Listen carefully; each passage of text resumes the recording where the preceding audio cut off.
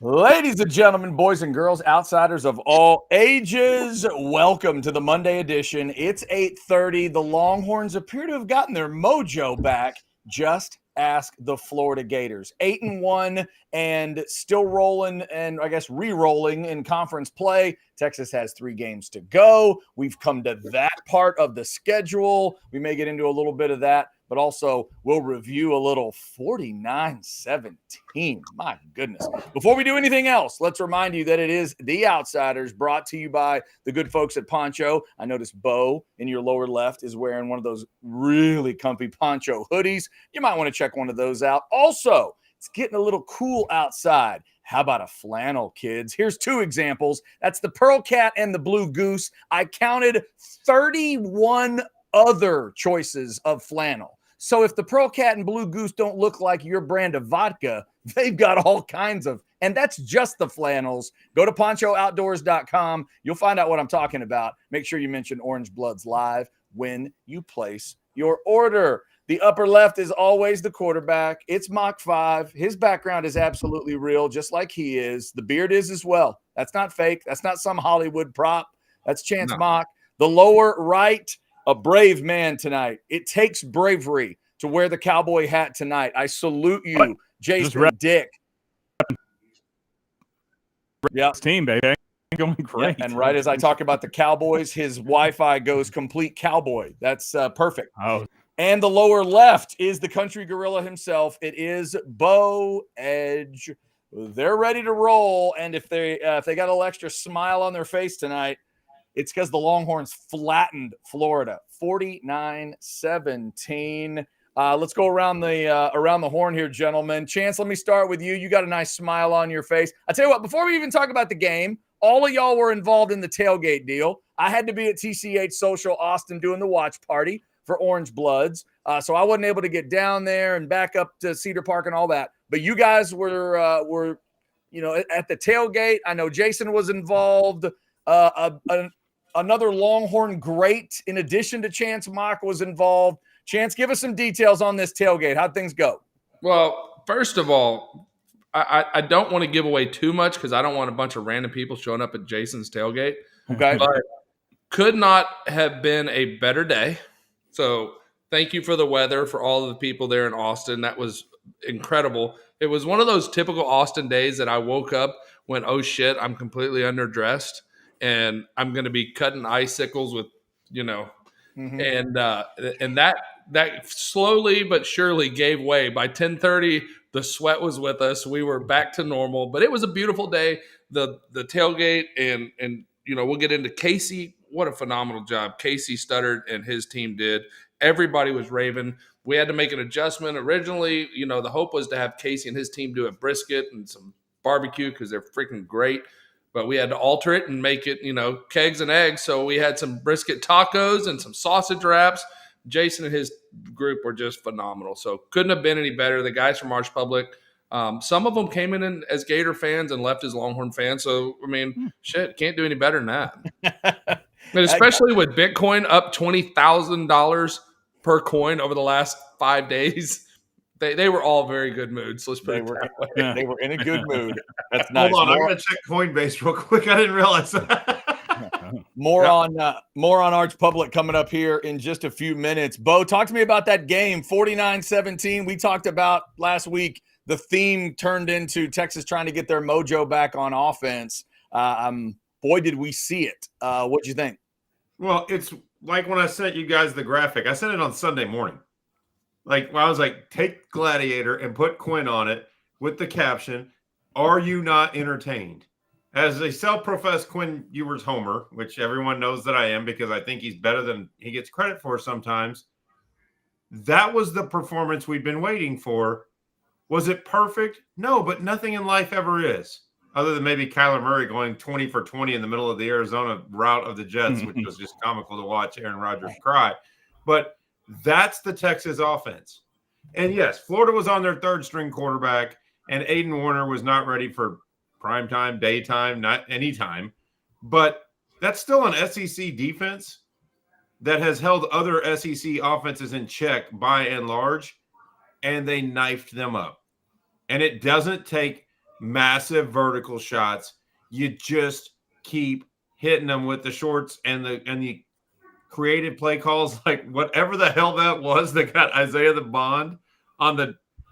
It wasn't a double reverse, but it was like fake, fake, fake, and then here comes the motion man with 3 guys and blocking for him. But the thing is it works because those guys then go block. Sorry, Jonte Cook. That's why you're going to other pastures, because you didn't want to block. And hopefully that was the turning point in the second half of this season where Texas did get its mojo back. And like I said, they were a 21-point favorite for a reason. Aiden Warner, not good enough. But that defense, like I said, is still a good SEC defense, and they gutted them like a pig. Pun intended for this week. Jason, it's funny. You're wearing the Cowboys cap tonight, and there are teams in the NFL that get to say they beat the Cowboys even when the Cowboys are terrible. We've seen that with certain teams throughout the years. Heck, there were some Longhorn teams a few years ago. People would say that about.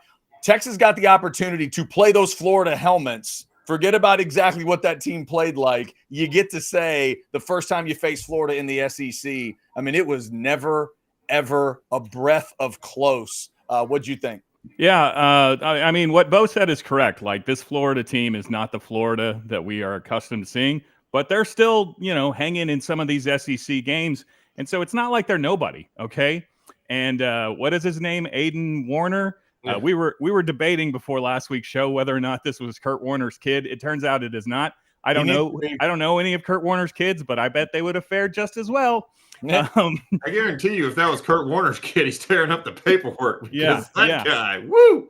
I knew the Texas offense was going to be back on track. It's great to see that Quinn appears to be totally healthy again, and I would say near perfect performance. Bo, I thought that was pretty incredible. I did, as somebody who had the under in this game, 0-3 this week for your guy. I don't know. I didn't know that Florida was going to go like full Handmaid's Tale and just lay back and take it for the last 8 minutes of the first half. And so that kind of messed up my under. But I would say in a near perfect offensive performance from the Longhorns. So, yeah, great to see, particularly as we get to the home stretch of the season. Funny story about that. We were sitting right there by the goal line, and there was a ton of Florida people just right in that little section. Like, I don't know if like through a travel agency or whatever, but we were in like a sea of blue. And this couple, nice 30-year-old couple sitting next to us, it's 21-0. She's like, I'm going to go get a drink real quick. And she comes back and she goes, what the hell just happened? I was like, you ran into Texas. Yeah. And you're not ready to drive down. And what we've seen this, fellas, when Texas is on this year, the sweet spot for them and the part you really got to brace for if you're the opponent, the second quarter. Like, if you can get to halftime and just be within 2 touchdowns, I think you're good. But, man, there is something chance about this group when they hit that second. I mean, obviously everything was good this week with the Florida, but that their second quarters have really been impressive to watch. And we've seen now, God, it's all but what, Georgia, and maybe there's another game that I'm not thinking of, but like where game in hand and sometimes way in hand at halftime. So, okay, here's first I want to go back, and I don't mean to be a negative Nancy. Look, I love Victory Mondays, I love Victory Sundays. Go Bills,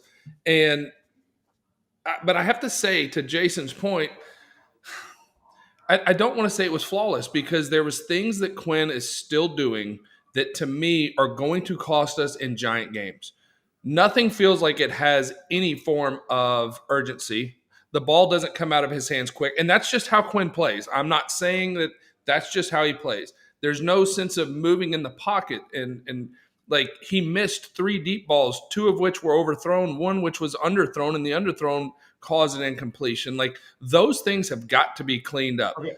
But hold on. But from my vantage point, I thought Quinn looked more composed than he has in a long time. I thought Desmond Watson is significantly bigger in real life than he is on TV, because 449 looks more like 500 in person. That is a large human. When he got down in the stance on the goal line, it looked like a thoroughbred's ass up in the air, because it was only about 20 yards away from me. And I was like, that I've never seen anything like that. And I played behind Leonard Davis and Mike Williams and those guys, and this was something I've never seen before. But that being said, I think overall the defense is incredible. The speed on the defense is absolutely unbelievable. Their ability to force – look, Warner was not good, but the ability for the defense to make him uncomfortable. He made 2 throws on interceptions that were not even close. Like, I was trying to wonder, who was he throwing the ball to? Like, it was that bad. So you look good. I like – short to summarize what I said, Quinn has some things to work on that are going to come up in games like in Arkansas, games like going to College Station. If we make the playoffs, he's going to have to make some changes on those balls. I loved the game plan. I thought Sark was more aggressive. It was a fun game to watch. Take the win, move on. Because this weekend, be glad it's at 11 because they're in for a battle. This is going to be an old-fashioned backyard fist fight. This is Kimbo Slice in the beginning days of YouTube where they're backyard brawls. That's what this game is going to be, and they better be ready. The old school Kimbo Slice reference. I like that. The Kimbo Slice reference. Chance, where I would disagree slightly is, in my opinion, Quinn plays his best football when he's in rhythm. And when, like Chad mentioned the second quarter thing, Quinn's like, Jason, to use a poker reference, when a guy's on a heater and he knows he's on a heater, all of a sudden he starts making moves that don't make any sense except for in his own mind, except for then they play out. It's like, how the hell did you 4-bet with whatever? It makes no sense.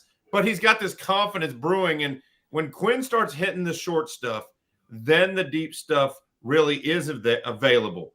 I think DeAndre Moore twice dropped a couple balls in that first half that Quinn did hit him.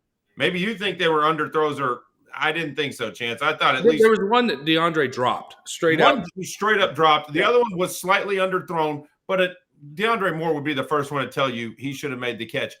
And I think that makes it look a little clunkier than it was because of a couple of the DeAndre Moore catches the ball in stride in the end zone. It's another big play. Here was the telling thing to me, and part of it is because Florida's not very good. But the fact that Sark had enough confidence, and maybe stupid confidence, but this is like the poker reference, when he went for it on 4th and 1 in a game that was still a game and called the play to Jarrett Gibson, who hadn't been getting the ball for the last 3 weeks, who, by the way, missed the hole but still got pushed across by his lineman. Like, that tells me where that offense was at. And as soon as that play happened, as soon as that 4th and 1 it was like the whole team morale changed. And Quinn's chest puffed out a little. Then it's completion. Then you got the play to bomb. Like, all of a sudden, things start rolling. I said it. When Texas is in stride, Texas can hang with anybody in the country. When I said it at that moment. Bad news. At that moment, it was either the first or second drive of the game. I mean, and they went for it on second drive because they missed the field goal on the first one. Right. So they go for it, and they were on 30 maybe. Inside the 30. It was either 28 or 29. It was right by where we were at. Watching, I'm like, sorry, I was on the field level from the end zone. I know you're in your super club. Sorry, I couldn't tell what yard line they were on, fellas. Jeez, but no, as soon as that happened, there was a guy sitting next to me, and his son was actually a ball boy for Florida. Which, by the way, Shiloh and Shadur Sanders can pound sand for the way they treated that Texas Tech ball boy, but that's another story. That being said, when I turned to him and I said, he's going for it on 4th down because this offense is really struggling with confidence right here. And he goes, what do you mean? And I said, this is Sark saying, hey, we trust you. Go get us the 1st down. That's what I felt like it was in that moment. Now, had they not gotten it, I'm telling you right now, that game could have swung. Even as good as Texas is compared to Florida, that game could have swung because that could have been a confidence, just a killer to that offense. I thought when Jason Sucamel was at TCH Social Austin with us watching the game, and I thought his comment was interesting. At that point, he just said he doesn't fear Florida in any way.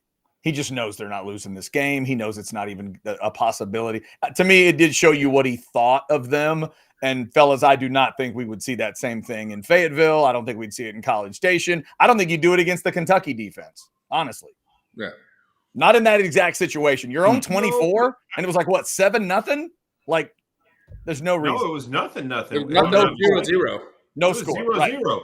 Yeah, that's silliness. Absolute But- silliness. But it was his belief. And Bo, you are right. It seemed to unlock everything, but it felt to me like a guy making a call against a team that he thought was a junior high team. I mean, he knew they were no threat. I'm not disputing it, Chad, but my premise is that defense wasn't a junior high defense. Yes, Aiden Warner in that offense, they got 17 points because we were playing guys we were getting reps for guys at the end of the game, and we gave up a couple goofball touchdowns at the end, but they knew Aiden Warner could not advance the ball down the field, and that became readily apparent throughout the game. Even Florida's got it like 3rd and 4, and they're running it multiple times because they had no confidence to let him throw it in a situation where they knew he couldn't handle the pass rush. They knew their receivers couldn't get open enough against our secondary for him to throw them open. But I also think it was a moment in Sark's head where his team needed something. Like the first drive was okay. They moved it down, and then they had one of those, like they had it 2nd and 3, and then next thing you know, it just went backwards. And Because Gibson decided he wanted to reverse field and not only reverse east and west, he wanted to reverse north and south. No, Tough to do. I wasn't going to call the guy out. I liked what Gibson did for most of the game.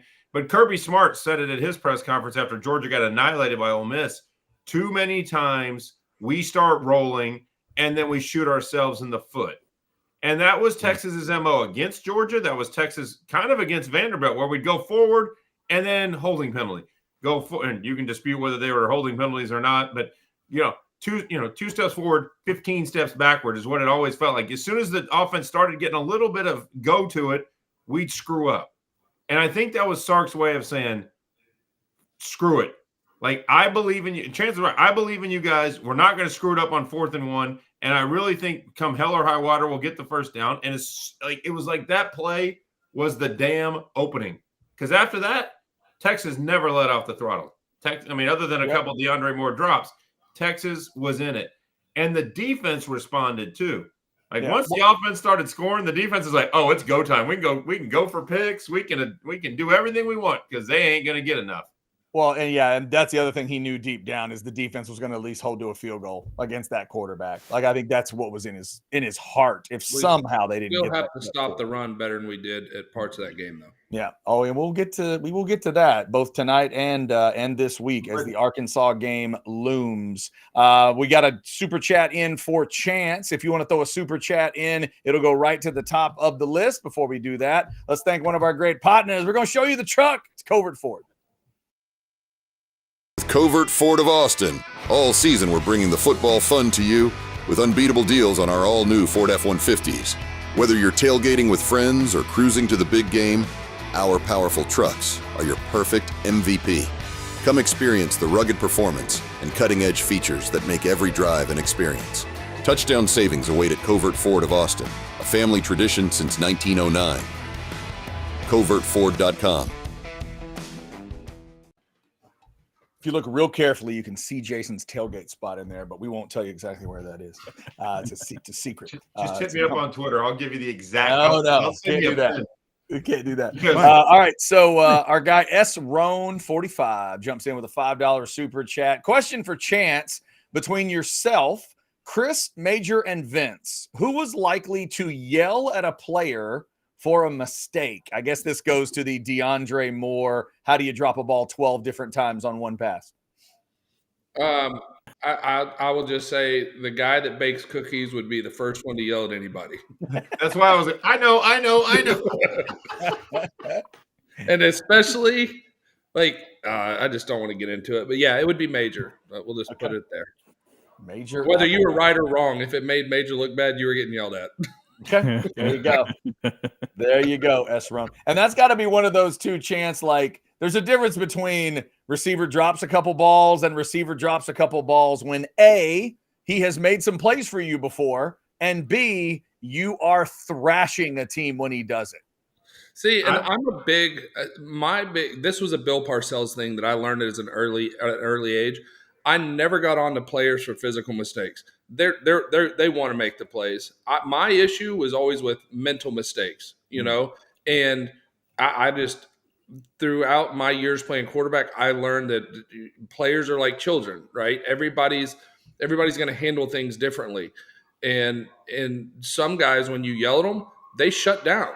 And some guys, when you yell at them, they rise to the occasion. And you just have to figure out how each child operates, which is what makes being a quarterback difficult at times, because you're managing so many personalities all at once.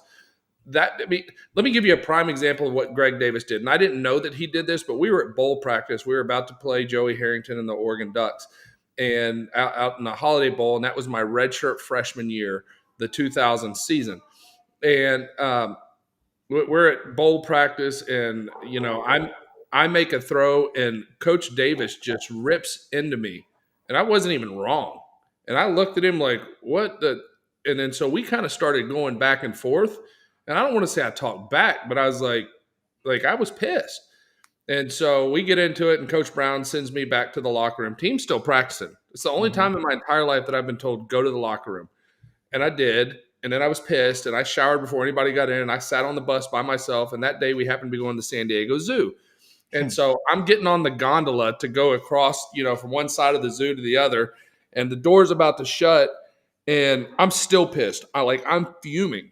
And Greg Davis gets on the gondola. So now I'm stuck going all the way across the freaking zoo with Coach Davis, who I'm pissed at this exact moment.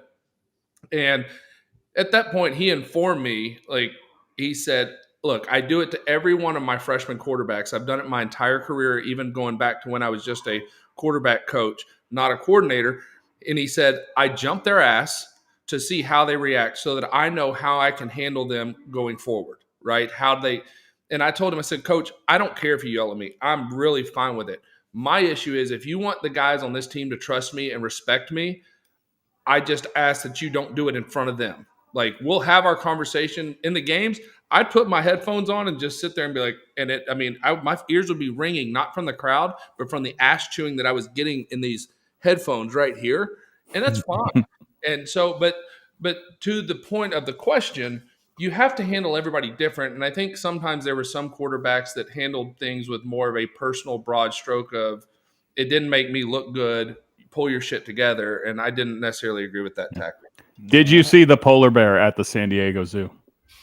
That guy's pretty legit. I don't know how I feel about a polar bear living in San Diego necessarily. He's got a pretty good thing that they made for him, but that guy was pretty much a badass when I saw him. spent most of my day with the penguins. If I go to any zoo, aquarium, it doesn't matter. The penguins are where I want to be. I don't know what it is about the penguins. They're funny as shit to watch. They're just little assholes, and they waddle around. And then, all of a sudden, they slide into the water, and they become these athletic freaks underwater, just zooming through, and you're like, you could barely walk, and you fell into the water like you're having a seizure. And then that's how I am. All right, on land, I don't mean to derail what's already been derailed with penguin talk. Yeah. But the Cookie Man never did what Deebo Samuel did on Sunday, which is go after the kicker to the point where the deep snapper is going after Deebo. Yeah, the shove of the deep snapper. I don't think I've ever seen that one before. Well, never seen that. The best part was, did you hear the post-game interviews with him? Yeah. Where basically the deep snapper was going Terrell Owens that's my kicker, man. That's my kicker. And then they asked Deebo if him and the deep snapper had talked yet, and he's like, nah, it's a pretty big room. We never really got to cross paths, as if you couldn't find each other. Because the kicker wasn't going to swing on Deebo, and I'm not saying Deebo can't handle his business, but the deep snapper would have. Deebo didn't want none of that. I promise you, when the dust settled, Deebo did not want anything of that big old son of a bitch. Yeah. By the way, Jason, for the record, I'm with you on the polar bear. I stood there for 15 minutes watching that guy. Yeah. I don't know that I'll ever love life as much as that polar bear loves life. He's the best. If you go to the San Diego Zoo, definitely stop at that polar bear thing. It's incredible. All right. If you want to throw us a super chat, it will go to the top of the list.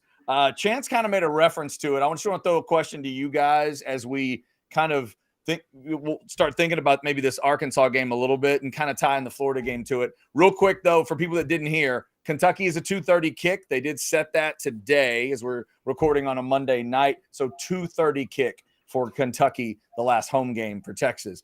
But fellas, I looked up the last 5 times Texas has played Arkansas. Now we know technically that doesn't matter for Saturday, but just to give everybody a vantage point here. The winner in those 5 games, there are 3 wins for Arkansas and there are 2 wins for Texas. The winner has outrushed the loser 333 to 139, 191 to 2, 208 to 11, 259 to 175, and 265 to 62. The winner in these last 5 games has vastly outrushed the other. I want to get y'all's confidence level on the running game for Texas, because I would argue that they never needed to run it against Florida. They thrashed them 49-17. But I could argue also they didn't run it when they wanted to in the early part of that game against Florida. What's y'all's concern level? 1 to 10 for the Texas run game, being able to go on the road to Fayetteville and get it done. Chance, you brought it up. I'll let you start. What's your confidence level? And us being able to run the ball? Correct. Man, it's about a 6 right now. Okay. It is. I think that Arkansas's, they're anchored by one of our Texarkana boys, Landon. Lance is coming to Texas, the baby brother, and he does a good job setting that edge. He brings a real tone to that defense. He brings an attitude, a nastiness to it that's really fun to watch. If you're an Arkansas fan, you have to love that. If you're a Texas fan, you know that offensive line, like I said, this is a backyard brawl, and that's the only chance Arkansas has of winning this game is to come try to out physical Texas. They're going to be in their house, and they're going to basically say, "Look, we don't have anything to lose in this deal. Tennessee already came in here and we whipped their ass. Come on, Texas, let's do it again." So Texas is going to have to. They're going to have to hit them in the mouth early. Otherwise, this becomes a long – they don't want to make this game draw because the Pig Sueys, they start going nuts. This game is close going into the fourth quarter. Anything can happen, and it becomes real scary. Yeah. Bo, what do you think? So to answer your question on the running, I'm in about the same lane as Chance. I'd actually go a little lower, probably a 5 on Texas' ability to run it. But – and you saw some of this against Florida – when they utilize that short passing and the motion as runs, that I have confidence in too. Like they have enough, like when they stack it, if Sark has game planned it and said, well, we're just not going to be able to move it as effectively against that front, running those wide receiver screens, and even it seems goofy, but it's a 3 or 4 yard run. The screens to Gunnar Helm, when they run these little plays, they are no risk passes where they have Quinn kind of booting into it or they have a motion guy across. Those are sweeps. Those are runs, and that's part of Sark's offense. So when you add those to the mix, and no, when it's 3rd and 2 in the fourth quarter, you don't run a wide receiver screen to Bond, or as fans, you don't want to see that. But in the beginning of the game where Texas could exert its authority, if they're going to get out to, like Chance said, the short passing game can be just as effective as running up the middle. And I think that's where Texas has an edge. And I think that's where I'm not going out on a limb and saying Texas is going to blow them out like they did against Florida. Arkansas is going to make this a fight. It's just whether or not we can stay ahead of the fight to where they're chasing us. Because if you can make Taylor Green in that offense chase us, where his legs become less of the driver and he has to beat you with his arm, that's when I think Texas gets it. Like that's when Texas tilts the seesaw decidedly in our favor and shuts the crowd up. Jason, what do you think? What is the question? My confidence level or my concern level? Your confidence level, 1 to 10, that Texas can run the ball when they want to and when they need to in Fayetteville. I mean, I guess I'm in the same neighborhood, 6 or a 7 for these guys, but I like what Bo said in that I don't know that you really, really need to do that. I think Sark and these guys know much more about offensive scheming than I do, but I think he runs the ball to set up the other things that he wants to do. And I would like to point out that we did an entire episode after CJ Baxter went down saying, what do we do now? And on Saturday, there were 2 guys who I know they were receptions, but caught the ball and seemed to be pretty goddamn good handling the football. And so, I think they're fine on that front. I also want to say, what did you say? Arkansas has won 3 of the last 5. I think they caught Texas at the right time in a lot of those situations. Is the 191-2 game, is that the Texas Bowl? Correct. I don't want to put you on the spot, but yeah.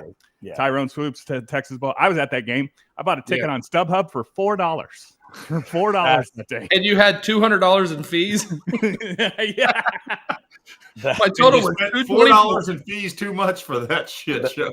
Yeah, that was a brutal one. By the way, thanks to Big Cheddar for pointing out, yes, Arkansas's pass defense is terrible. 124 in the country. And Chad, I think your stats are spot on. I'm not disputing that, except for that was a different time of football. Like, you're bringing up games from when, like, Chance played. It's a whole new landscape now when they've tilted not just the offensive schemes, but the way games are officiated.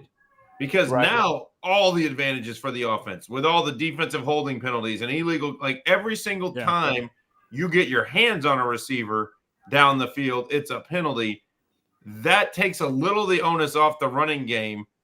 And Jason made an astute point, but it's accurate. Texas a lot of times uses the pass to set up the run. Once they've hit those short passes over and over and over again, the corners and the safeties have to start looking that way. And then they're like, you can't stack the box if every time you get even 7 or 8 in it, they're running crossers and they're running wide receiver screens and you can't get to the guy. That's where Texas's advantage from scheme can beat Arkansas. Well, the one thing that worries me most, Chad, about the running game, though, is the fumbles. And at this point, it really doesn't matter who the damn running back is, whether it's Wisner, Blue, Gibson. Like, I say that. I shouldn't say that about Wisner. I haven't really seen him put the ball on the carpet. But I'm worried when Sark's talking in his Monday press conference about going full the program style with James Conn and making Gibson carry a football around campus and telling people to knock it out. Yeah, you're a college football player. You should know how to hold the ball high and tight, right, Chance? Apparently, he did it. That is true. He said that at the presser today. He was asked to clarify it and says they're checking up on him and he's got to carry it a certain way and the whole thing. So Gibson, why don't we just go get a big can of Stickum and paint his hands to where he can't, for the rest having to like pull it out of his hands every down. We'll keep talking. That's like on the replacements. He's like, exactly. I looked like I jacked off an elephant. Well, then fine. You should out of that crap and put it on Blue and Gibson's hands, and then we'll be just fine. Skip that exhibit at the San Diego Zoo. You don't want to go to that one, okay? Look, really I was surprised how long the line was. That was weird. That was strange. Really, though, to me, we have one weapon that played phenomenal on Saturday again. I mean, it wasn't overwhelming. He's just consistent. He shows up, and he's a weapon. We have, to me, this year's version of Brock Bowers lined up on the offense for the Texas Longhorns, and he should be a massive part of this weekend. He should be a massive part of every game going forward. And I think Gunnar Helm is so good, and he's so talented, and he causes an issue because he's a matchup. He's a matchup issue. When you're talking about that running game, you have to make an adjustment and make sure you can stop the run, but still have guys in there that can cover him when he goes when he goes out into the pass route. Like, that is something that Sark can take advantage of, and he has, and he's done a good job. Gunnar Helm is, if you want this team to go far, you should be rooting for Gunnar Helm to play very well over the next couple games. Yeah, that is definitely true. And we talked about it before the game, but it was so readily apparent. The existence of Isaiah Bond on that field opens up so many things. And Bond is a great receiver and will play in the NFL, but it's just he knows the offense. I know it's his first year, but it's some of the same technique has been handed down when he learned it out. Like, Bond knows where to be, how to be there, and all the little motions and gadgets and eye candy that Sark likes to play. Bond's always in the right spot. Like, and watching a couple of the games back, and this is no knock on Golden or Wingo, they're all good receivers, but the timing wasn't the same. Like, Bond just seems to be in the right place at the right time for the plays. He may not be the best receiver in the country, but for this offense, he's exactly what this offense needs to get things on track. And having him back and healthy changed everything.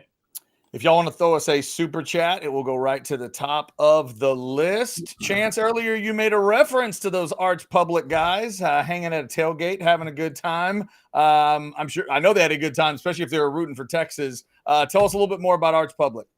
Arch Public, the guys, they've done what a great weekend. We had about 25 guys, 25 people in total, both spouses, and everybody had a phenomenal time celebrating Arch Public, celebrating how much success we've had, celebrating a great company and the launch of their Bitcoin algorithm, which is coming out on November the 18th. We had Scott Melker was there. Some guys like to follow him. He's the Wolf of all streets on Twitter. If you want to check him out, almost 1 million followers and a great follower if you're interested in Bitcoin. Like we mentioned, it is up $20,000 over the last 5 days since the presidential election. So very interesting things going over at Arch. My dad always says it's always worth having a conversation, because if you don't have the conversation, you don't know if it's right for you. So what's keeping you from having a conversation? Look at this.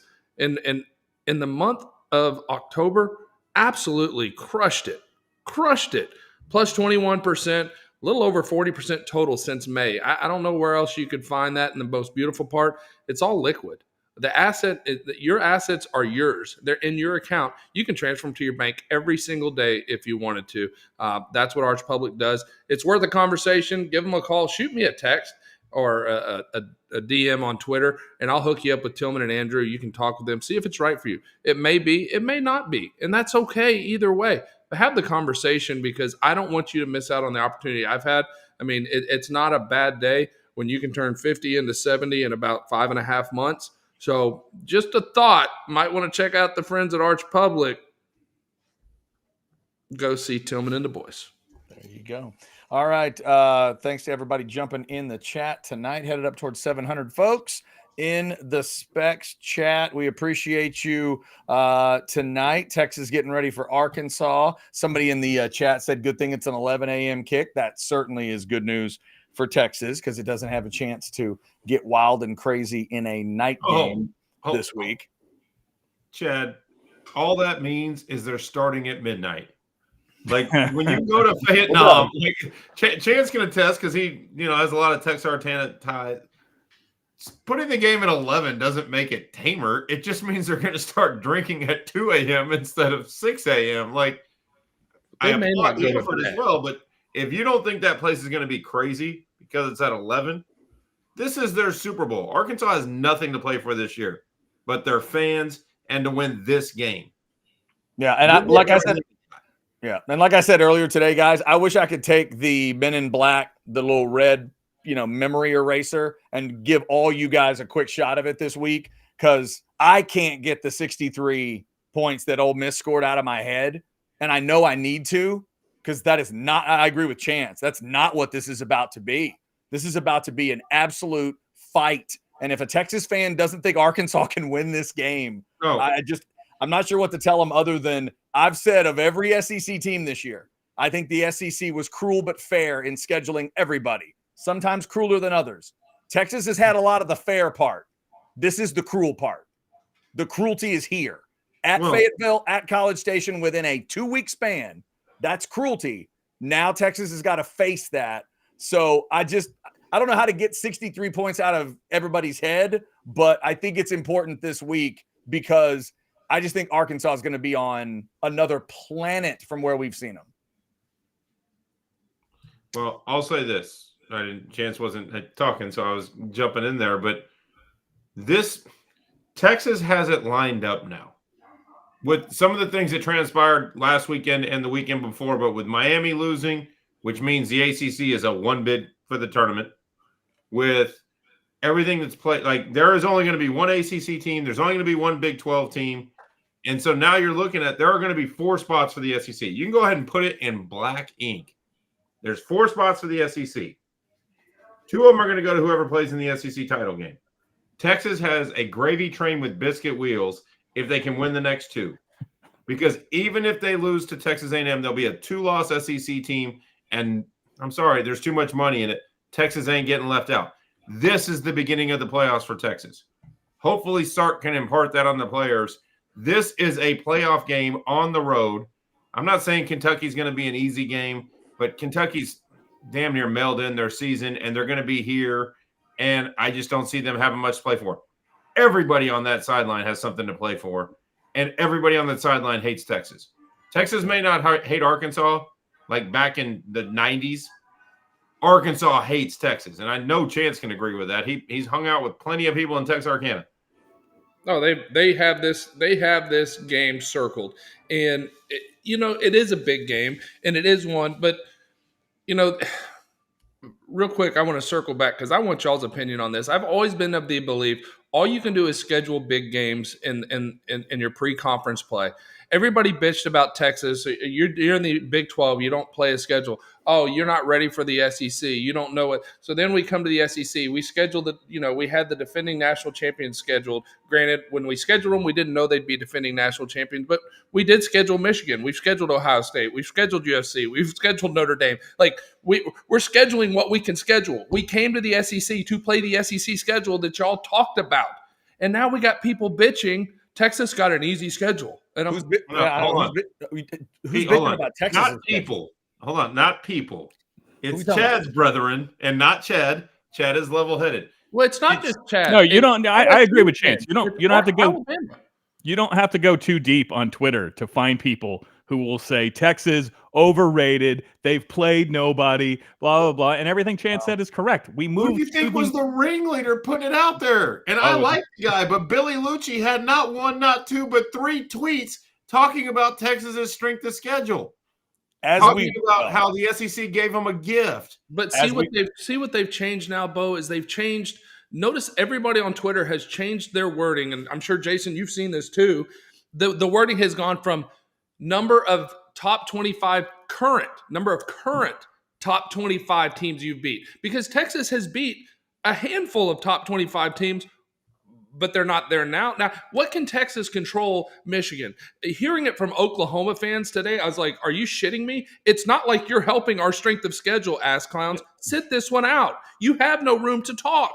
You're part of the problem. I mean, regardless of what the schedule looks like, we played Michigan, blue blood, Florida, blue blood, Oklahoma, blue blood. We've done what we were asked to do. And also I think it's important, Chance, to note, I understand that Michigan's 5-5 as we record this show. And I understand that Oklahoma's 5-5 and might end up winning one conference game. One to start their SEC career. And thank God for them, Auburn threw them a pick 6 to help them do it. But it's not like Texas eked out those 2 wins. They didn't win with some late safety. They went to Michigan and they smacked that group around by 3 touchdowns. And they would have beaten Oklahoma with me blindfolded at quarterback. They destroyed OU. So yes, those teams are not elite, but I'm with you, Chance. I believe in, you got to look at all of it, but I do believe in giving a team credit for who did you play that day and what were they thought of that day. Were they top 10? Were they 15? Where were they? I think that does matter. Certainly if they fall apart, that matters too. But you can't look at those 2 games and not be giving Texas credit for the way they handle business. But see, I feel like you have to give every team, not just Texas, I feel like you have to give teams credit for taking care of business when they do, because we don't know the outcome of different teams, the way their season goes, because there's pivotal games in every single. Who's to say that you go and you beat a Michigan team and that derails their season? They realize we're just not as good, or Vanderbilt, or whoever. It doesn't matter who it is.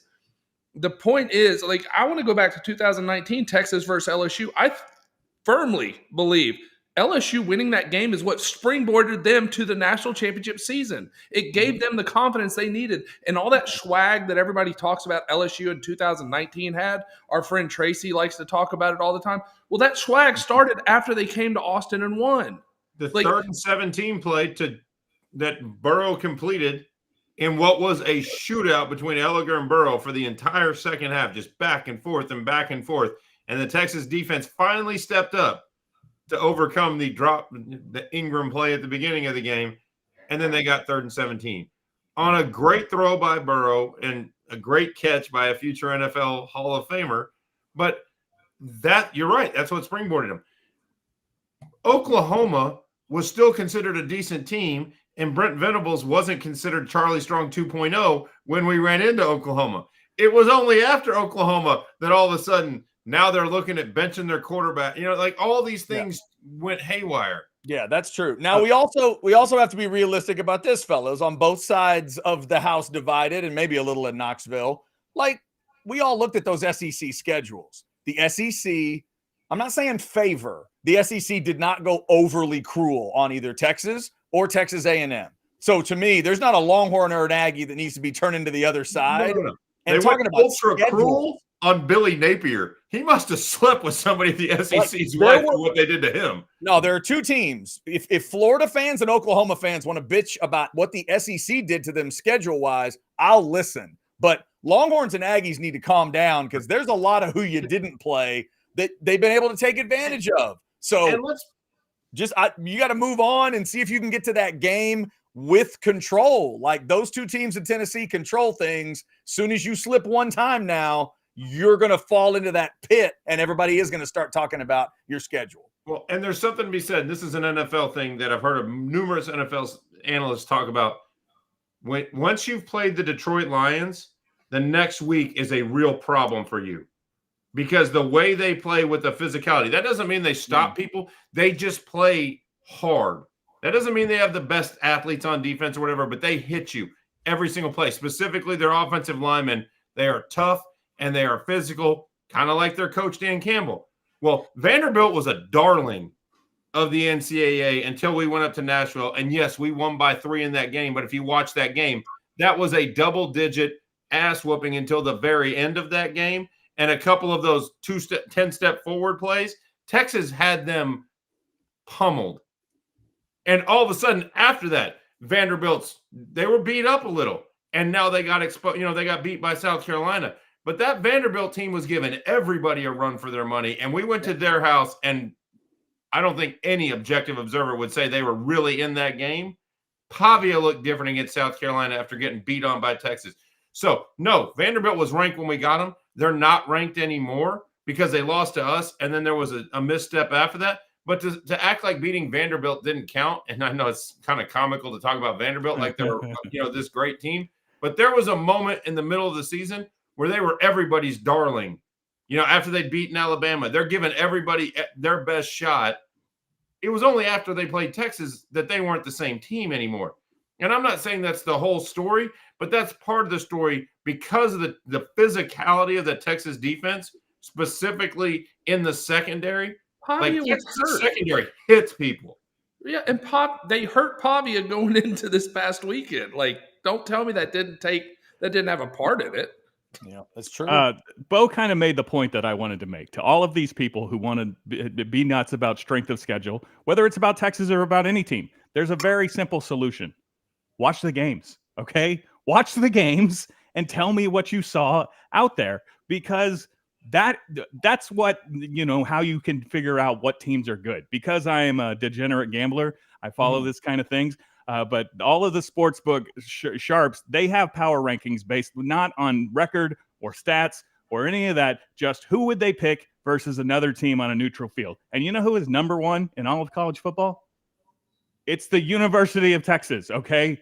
They're number one, according to the people who put their money down and say, this is how I'm going to make a living. As a former degenerate we won't talk about my arrest record with any. No. As a former degenerate who lived in that world, Texas is not everybody's favorite.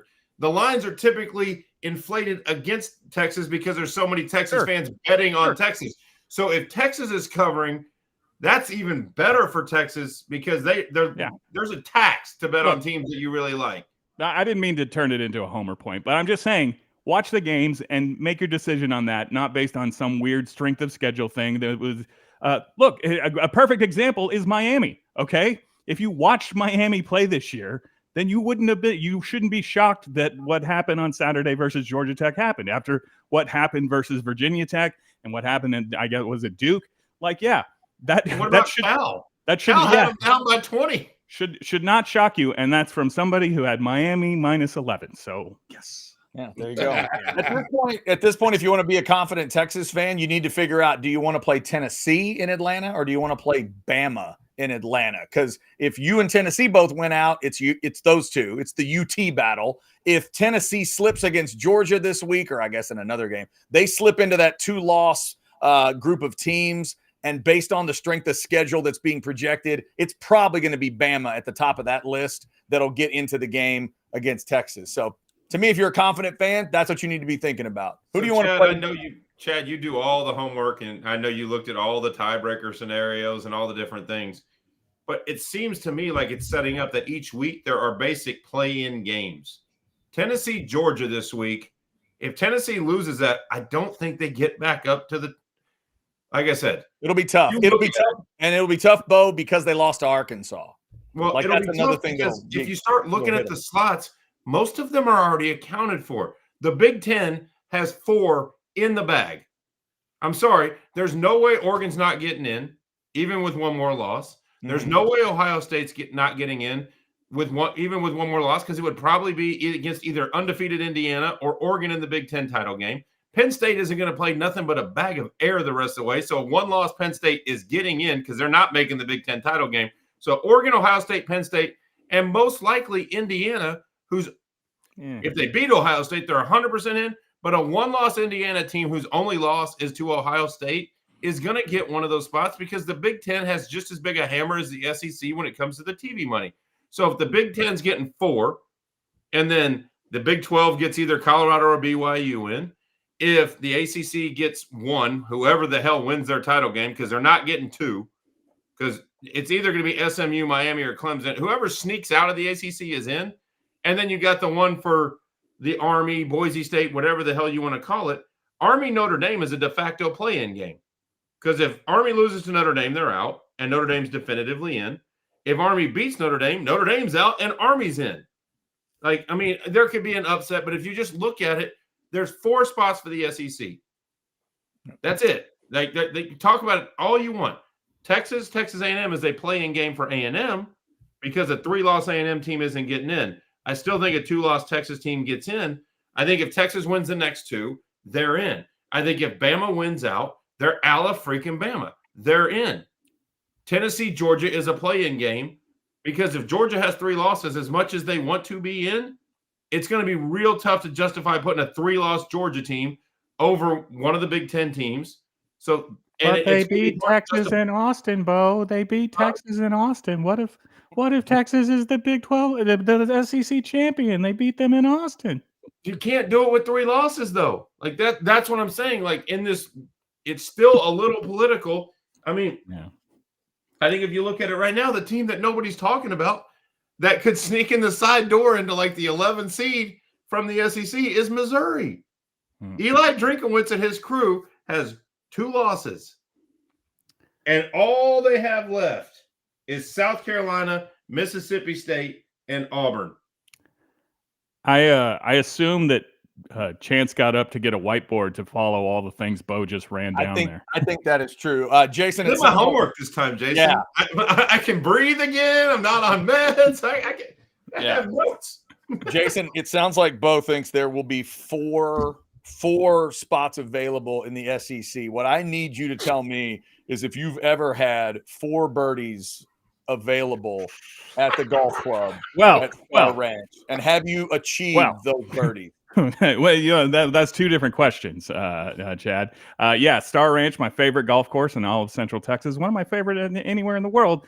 It is a great course because it's fun, even for golfers like myself who don't so tremendously often attain those birdies. However, I will tell you, birdie is available on almost all 18 out there, Chad. So I've definitely had 4 birdies available. Have I made 4 in one day? No. 4 in a month, though, probably, without a doubt. But yeah, if you're looking for a great place to play, I know it's we're heading into the wintry times here, I say, on an 84-degree November day. But the great thing about Star Ranch, it's in great shape 12 months a year, all the time, throughout the unbelievably hot summer, in the cold winters. It's always in great shape. The fairways are lush. The greens are running true. And as we've said so many times, scoring available. If you're a great golfer, birdie available, eagle available. And if you're not such a great golfer, you can still have a great time. Tremendously layout. for tournaments. They just Bo had his very successful Super Cooper tournament out there recently. If you're looking to set up a tournament, call the guys out there, 252 Golf, or you can scan the QR code right there to make it tee time. I miss you, Star Ranch. I haven't been there in like a month. Let's get together, man. Let's talk. I'd take 4 birdies in a year. That sounds like a good idea.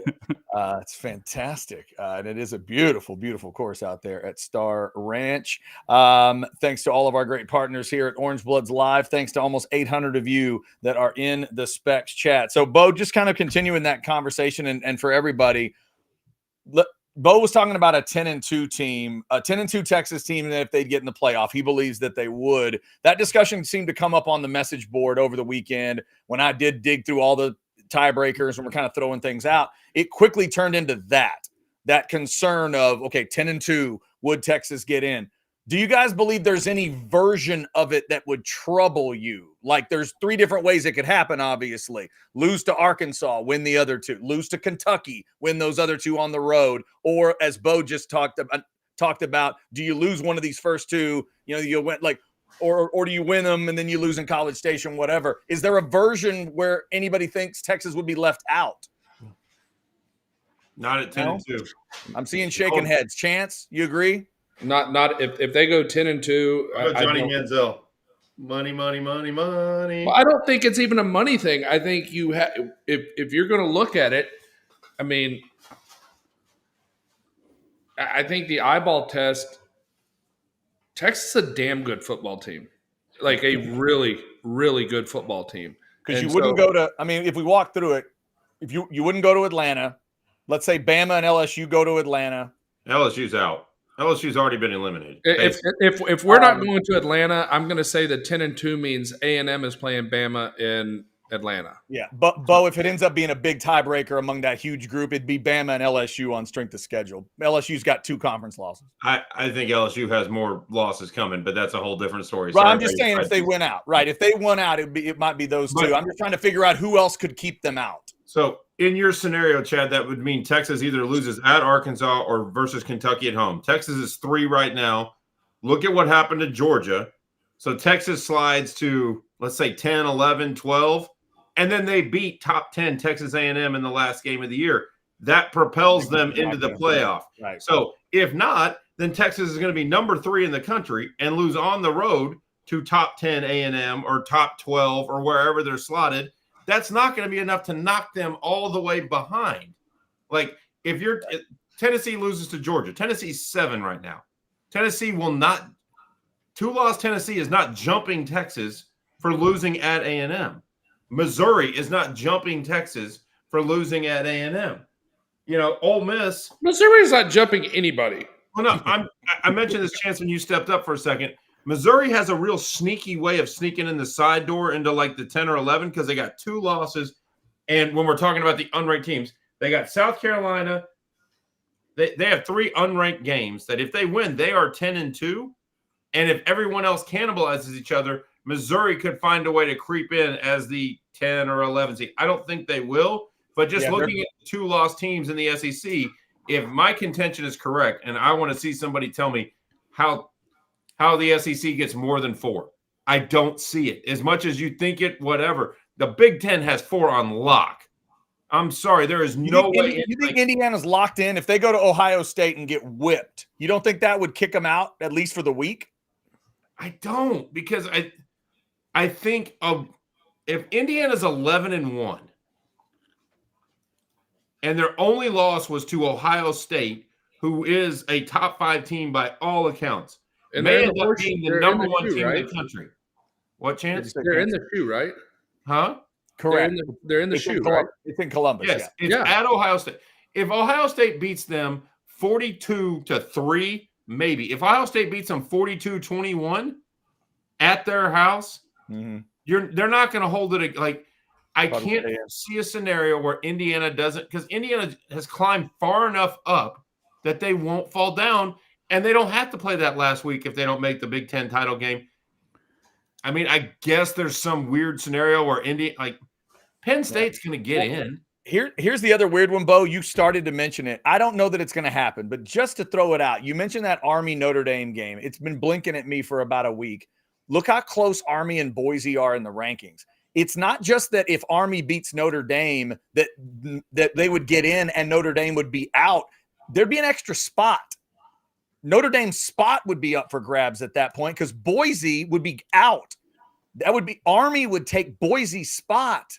They would become the G5. So there would be an extra spot. And that's where I wonder if an extra SEC team, Bo, to your comment about a Missouri or somebody, if there's an SEC team sitting there at like 10-2 and they look pretty good and they've got a win that the committee might like, could they get that spot if Notre Dame lost it? That's what I keep wondering. But I think that spot should now be called the Notre Dame Army spot. One of the two is getting it. If Army beats Notre Dame, I guess if Navy beat Army and knock them down a rung, potentially like that, an upset could happen. I'm just talking about things chart out in the way you look at them to look. Army's going to get the Army, call it Army or Boise, gets the G5. If Notre Dame beats Army, Notre Dame is in. A one-loss Notre Dame, even if the loss was embarrassing as hell, they're in. No, I understand that. But what I'm saying, Bo, you would agree it's either Army or Boise, but it ain't both. No, it ain't both. There's no way they're going to put two G5s. If Army gets in by beating Notre Dame, they'll take Boise's spot and they'll kick Notre Dame out. Yeah. That's where an extra spot pops up, theoretically. This will be the first time ever where the Aggies are rooting against the Army. Because the Aggies are rooting for Notre Dame. The last thing the Aggies don't want Army winning because that is a spot that could be potentially be taken away because there is some scenario where the Aggies lose to Texas at home and things play out and the Aggies sneak in. But because the Aggies, if their losses were to Texas and Notre Dame had beaten the Army, well, those are two pretty darn good losses when then it becomes, are you looking for best wins or best losses? The Aggies wouldn't have any embarrassing losses because I don't care. I can make fun of Aggies just like the next guy. But losing to South Carolina on its face is not embarrassing. The way they lost was embarrassing. But losing to South Carolina is a damn good football team. Things haven't fallen their way this year. Yeah, by the way, this is a weird thing. Bo, since you just said it, I heard Anwar Richardson. He was ripping OU today in terms of the points scored, looking at the differential. OU's only scored 91 points all season. But then I started looking, South Carolina has scored more points than any SEC team. I would have never guessed that. The total points this year, it's just bizarre. Well, how many years did Texas Tech lead the Big 12 in points? Yeah. That's fair. Yeah, you're right. You're right. That's probably a fair comparison there. I don't know, Chet. I think it's a weird year, and this is outside, really outside thinking. But we're the outsiders, so I'll throw it out there. I think right now the Big Ten is the most dominant conference in college football, top to bottom. I think they're the best, and I think the SEC, the way that it's working out, if they have an opportunity to slide another team in a year that the SEC is beating each other up the way they are, and to give it the semblance of fairness, and we're not just favoring the SEC, they have an excuse to do it.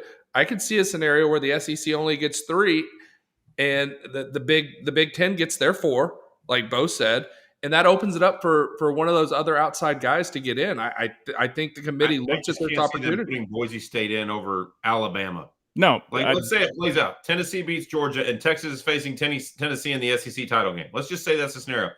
You think Alabama's not getting in with 2 losses? Alabama's getting in. As long as they went out and beat Auburn, they're fine.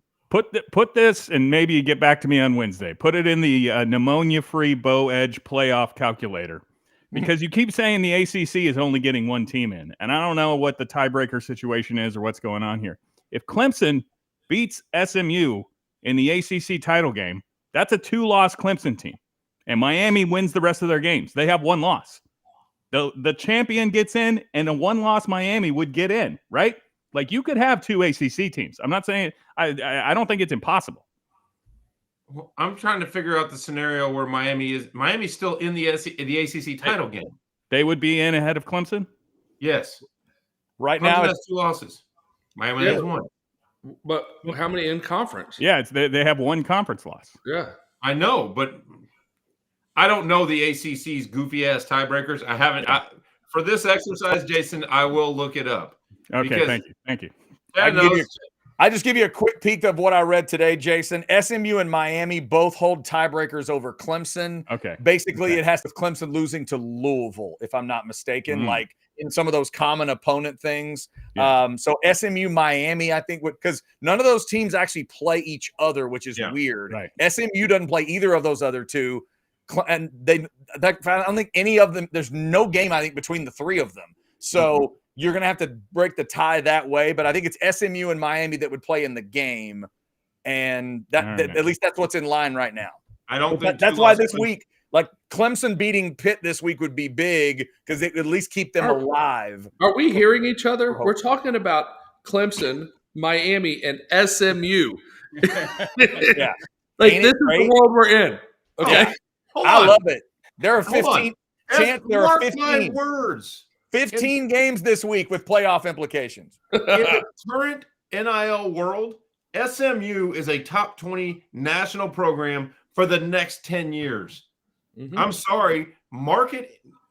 SMU proved it with the Pony Express days. If you have unfettered access to money in a town like Dallas, you can succeed. There's a shit ton of talent in the Dallas area that would love to stay home if they're getting paid $1 million to do it. And SMU has nothing else going for it, but they have a hell of a lot of money. All I can tell you has a ton of booger sugar, which is expensive, and therefore they have no money. SMU has the donors that will buy them players, especially in the Metroplex. If you're telling a kid in the Metroplex, you can make $1 million in NIL money and stay at home, they will have talent. You know who this hurts, right? That will only keep getting better. Bo, you know who this hurts more than anybody, right? Who SMU having success hurts. Oklahoma. Oh, yeah. Oklahoma is that East Texas, Dallas, Texas Metroplex is been a big winner for Oklahoma.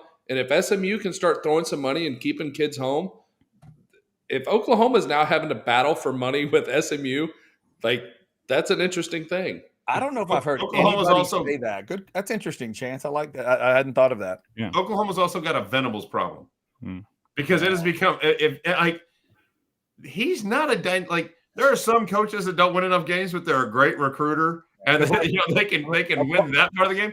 A fire hose is like that. I mean, it's like that big, guys. That's a big problem, right? It's like that. I mean, that's really large. He has to do a python and disassemble his lower jaw to be able to get that in there. Like a pit bull. It's like a pit bull. You have to unlock. Yeah, the python. The biggest problem for Oklahoma isn't the lack of money, which, Chance, we've talked about numerous times. The damn state's going broke, and the university sure as hell is broke as hell right now since they're having to steal from the general fund to afford things. It's Venables. He is not. Who's going to win a recruiting battle right now? Rhett Lashley and his offensive wizardry and dynamic personality, or freaking Brent Venables coming in? There is no Venables loses every single way. Like, hell, I think Brian Kelly has more personality than Brent Venables if he can keep his job in LSU. I don't think there's an argument there. All right, we have some chats we will get to. But also, I want Bo to tell all y'all about Gold and Griff. Bo, tell them what it's all about. Well, we were just talking about SMU rebuilding now that they have the finances. If you want to rebuild your house, if you have minor construction projects, hanging TVs, building a patio or a pergola, or doing whatever you want, Gold and Griff is the answer. This isn't some gigantic company that's going to farm out a bunch of subs and have them run around your house and not have the right liability insurance. It's a smaller organization. I'm not going to lie, but sometimes that's the best fit when it's your house, when it's your property where you and your family live. Get a guy like Billy Sargent who owns Golden Griff and will be there every day to make sure the project goes right. Scan the QR code, give him a call, 512-733-9789. Before this iteration of the company, I have used Billy and his crews. They are amazing. They transformed a house I was putting on the market a few years ago, pre-COVID, and they did it fast and perfect. if you want somebody that takes care of you before and after, it's Golden Griff. All right, fellas. We've had a couple chats come in regarding the Aggies, and I just want to get y'all's thoughts real quick. Let me just kind of combine these here. Morgan says A&M has a quarterback controversy. Nobody's talking about it. And then Victor threw this one in. Texas is not losing to A&M. They are just not. What are you guys talking about? Texas will be in the SEC championship. Please shut up about that overranked Aggie team.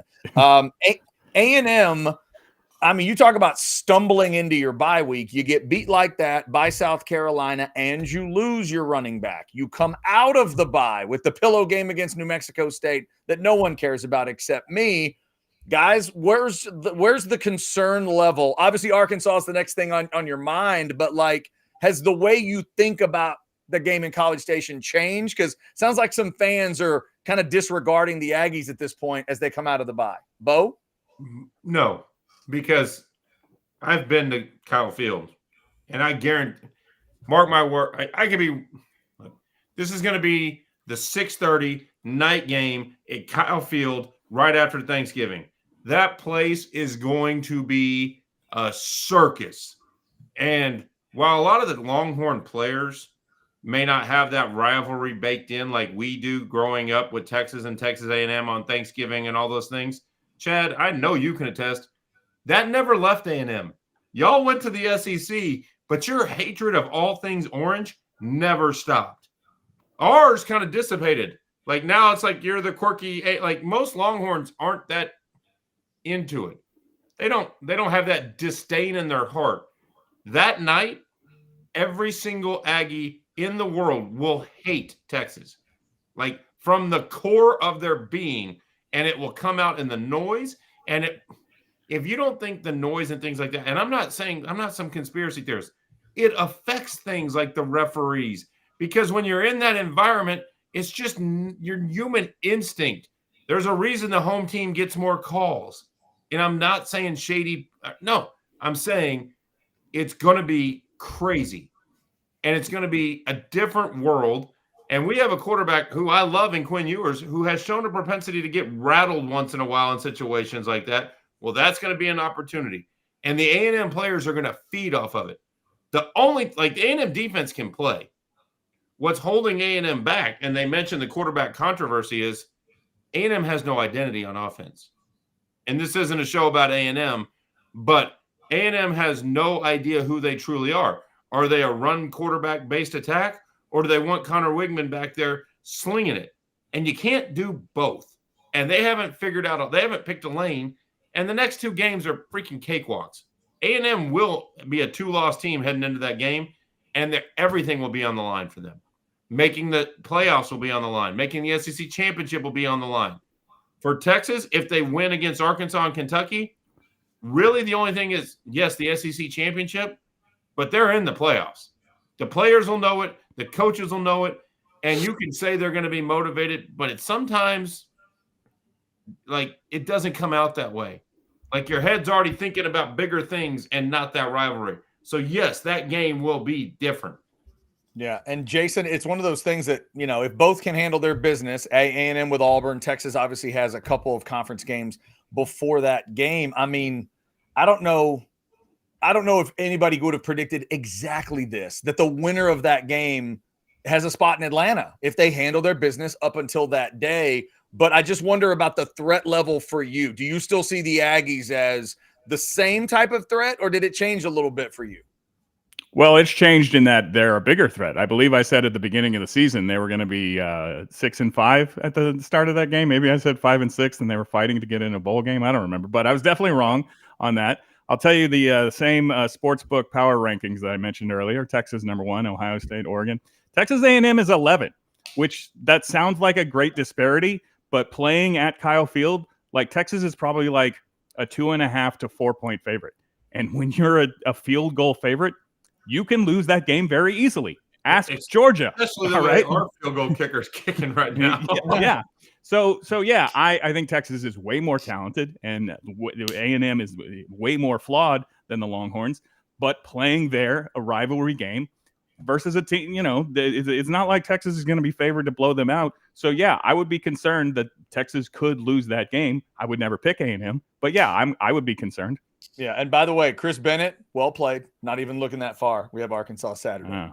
That is definitely the way to look at it. Well, no, that's Chris Bennett, who's very good at what he does. He's the pseudo producer, and he's a very smart young man.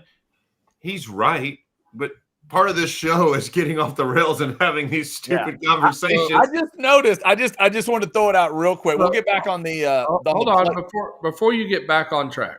Yeah.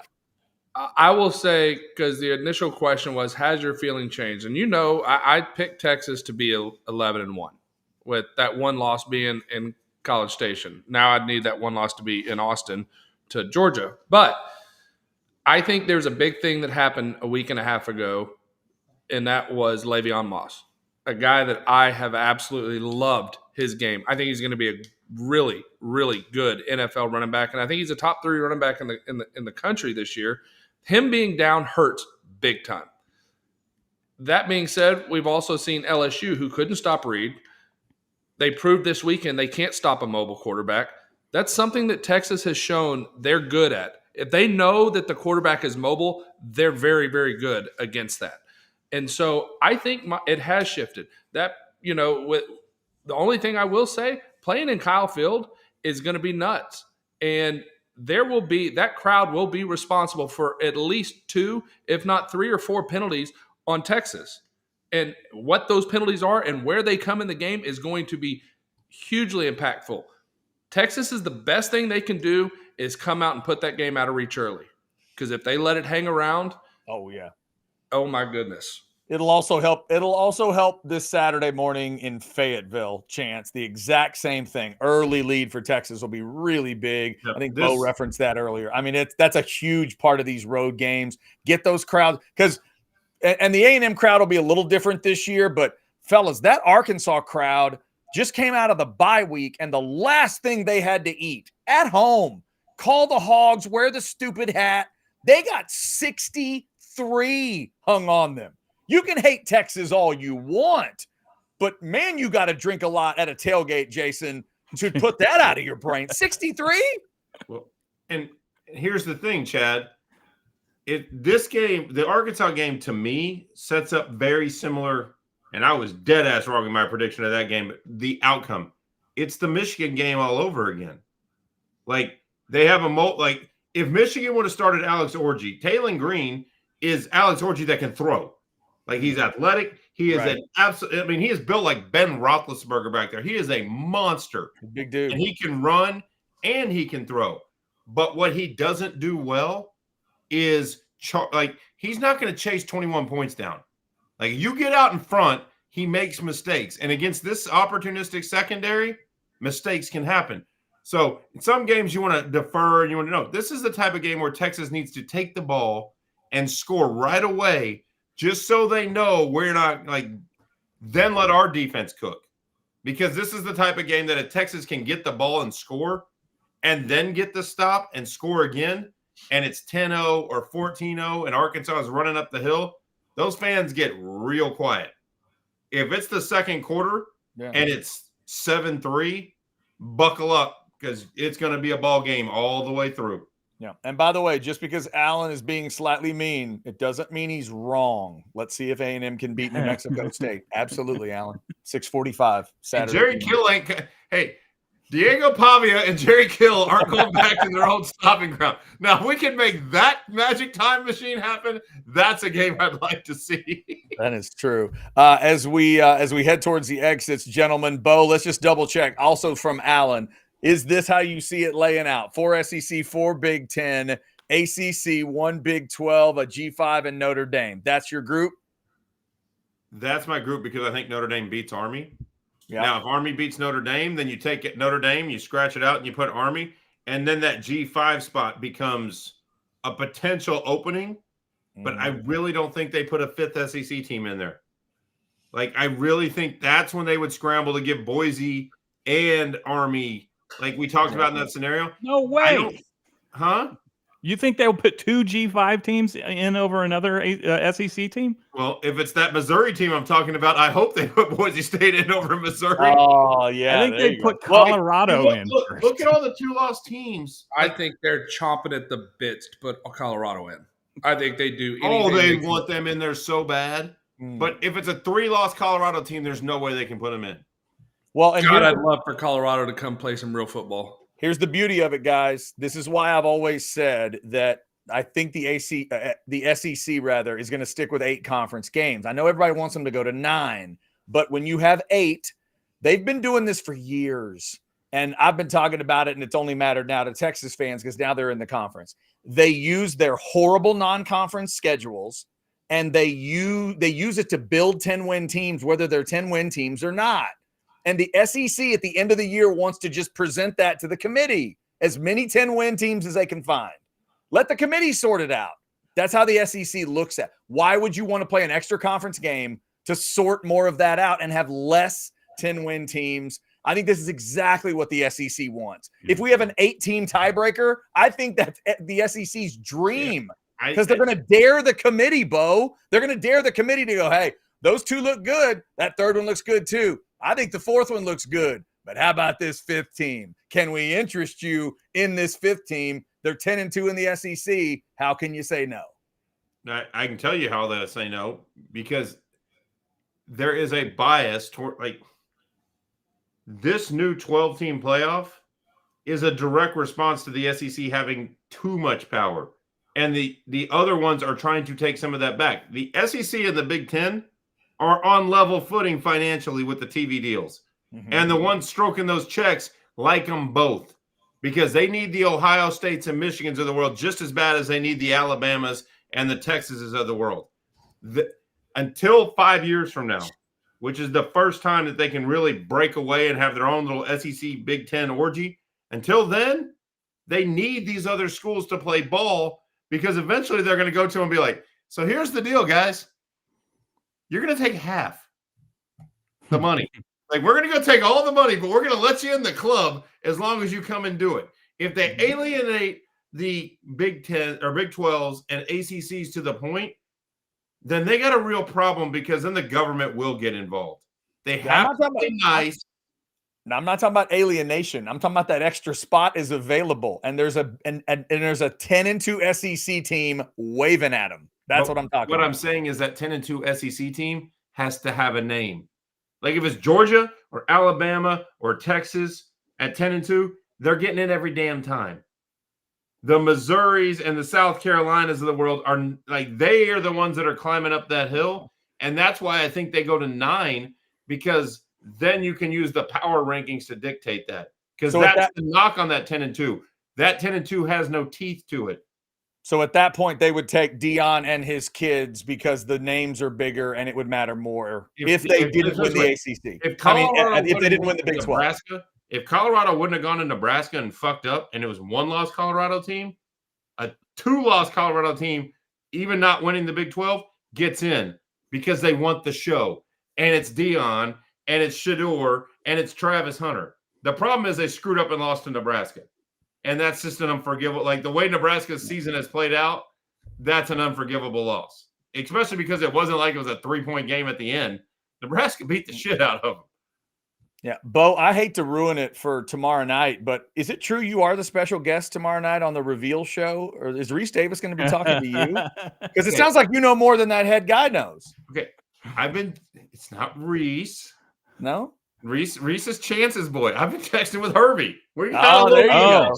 We're, R.I.P. Ben. We've bonded, and when Chance was kind enough to get us backstage at ESPN Game Day, Chance was busy talking with Reese and eating hot dogs. I was over there with Herbie. We're good. Okay. All right. Fair enough. All right. Before we get out of here, anybody else got anything we need to discuss before we hit the eject cord? No, Jason. I want to say one thing. No? Can I tell? Sorry, Bo. A tailgate story from this past Saturday. You can, but I wanted to say thank you first. Oh, your friend, in conjunction with Mr. Studdard, made a breakfast taco combination that I had never had before, And I don't remember your friend's name. He was an That's awesome Sean. dude. Chad, it sounds weird, but brisket, potato, egg, and cheese. You I've had a haven't said lot of one- combinations, but those four never. You This haven't might said have a been the weird greatest thing yet. taco I ever put in my mouth. The It's only pretty weird janky. part is that I didn't get to eat it. There's nothing Yeah. weird about what you just said. Yeah, but you're right, Bo. I don't see that combo anywhere else. That's Sean. He does the food, and then my friend Matt, he handles infrastructure, and then my job is just to be a social coordinator. I just walk around in glad hand, and so when Chance and his guys, they would ask me, "Hey, where do we have this?" And I'd be like, "I don't know, ask that guy." I don't handle any of Let me that. tell you what, Bo, you get a breakfast taco together, you start with brisket. As long as you don't include like nuts, bolts, and thumbtacks, I'm probably going to eat it. But I did want to say thanks to the great Casey Studdard, who I guess does barbecue catering now and brought some excellent food for us as well. And there were a bunch of my friends, they were like, is that Casey Studdard over there? And this one guy was like, he played offensive line in Texas? And I was like, yeah, he played guard. He's like, he looks small. And I said, what? I was like, he played in the NFL too. And he's like, I don't know. He just looks small. I was like, why don't you go tell him that? And I said, I think that he had kind of a mean streak on the field, which was, if he was small, which I can't imagine, maybe that's how he got away with it. But on that point, I just wanted to bring up that it was also on Saturday, my mom's birthday, and she was at the tailgate. And I introduced Casey and I said, it's my mom's birthday. And Casey, who'd never met her before, said happy birthday and reached in and gave her the biggest hug ever. And when we were leaving, my mom, who might have had some 66th birthday morning vodka, she's like, he is the sweetest man that I've ever met. About Casey Studdard, who I just an hour earlier said he's got a real mean streak. But no, it was a tremendous time. I was glad you guys were out there, and you're welcome anytime. By the way, as a side note to that, yeah, I have never seen a grown man pour his mother a birthday drink, and she looks at him and goes, "Double it up, honey." That's what I'm talking about. Ordinarily, I would have been like, come on, Mom, it's 9 a.m. But I was like, it's your birthday. All right. Why you gonna short pour me on my birthday, son? And there you go. And Jason, that explains why Casey Studdard gave her a hug. Once he saw that double order, he's like, this is my kind of woman right here. That is mother of the year. Like, y'all think I cuss a lot? There were a couple people that tailgate who used curse words as adjectives in ways that I've never even heard before. So kudos to your friends, Jason. They had some nice ones. We don't mess Swearing around. that even Bo Edge notices. That is rare. I like that. All right, we want to thank everybody for jumping in tonight. Almost 900 of you in that Specs chat as we get ready to close the door. Remember, it is another 11 a.m. kick for Texas and Arkansas. Get all stocked up. If you drank it all last week, go get some more at Specs. Specs same-day delivery can save the day with our Specs app or online shopping. From world-class wines to hard-to-find spirits and craft beers to gourmet foods, delicious snacks, and spectacular sweets. It's Specs. Cheers to savings.